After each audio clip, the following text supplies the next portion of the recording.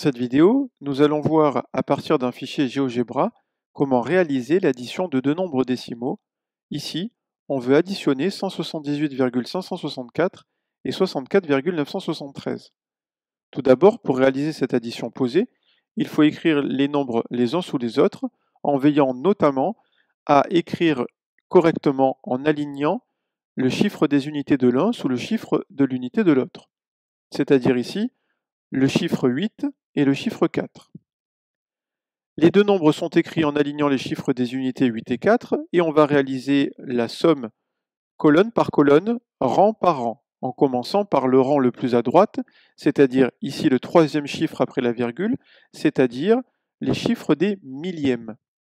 Ici, on fait bien attention sur la première colonne et sur les colonnes suivantes à additionner les chiffres colonne par colonne en plaçant une retenue sur la colonne suivante, sur le rang suivant, lorsque la somme dépasse 9. Ici, 4 plus 3 est égal à 7, il n'y a pas de retenue, donc on écrit 7 dans la somme.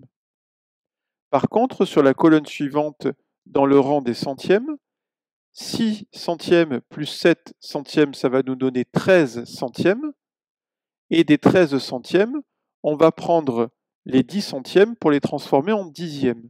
Donc on va poser le 3 dans le résultat et on va garder un dixième qui va venir sur la colonne suivante, c'est-à-dire le rang suivant, le rang des dixièmes.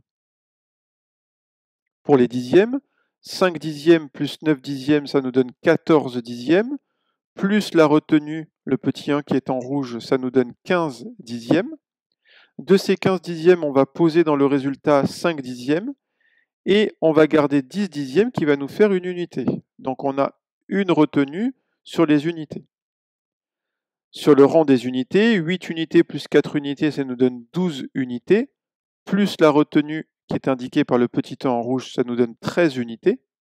De ces 13 unités, on va dire qu'il y a 3 unités plus une dizaine, donc on va poser les 3 unités en faisant descendre la virgule à ce moment-là, et en émettant ici un petit 1 sur le rang des dizaines.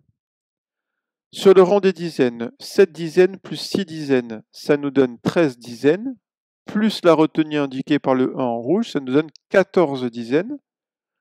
14 dizaines, ça va donc être décomposé en 4 dizaines que l'on va marquer dans la somme ici, et 10 dizaines qui va nous donner une centaine sur le rang des centaines. Donc on écrit le 4 et on met une retenue sur le rang des centaines. Dans les centaines, on avait une centaine par le nombre 178,564, plus une autre centaine obtenue avec les retenues. Cela nous donne donc 2 centaines que l'on écrit dans la somme.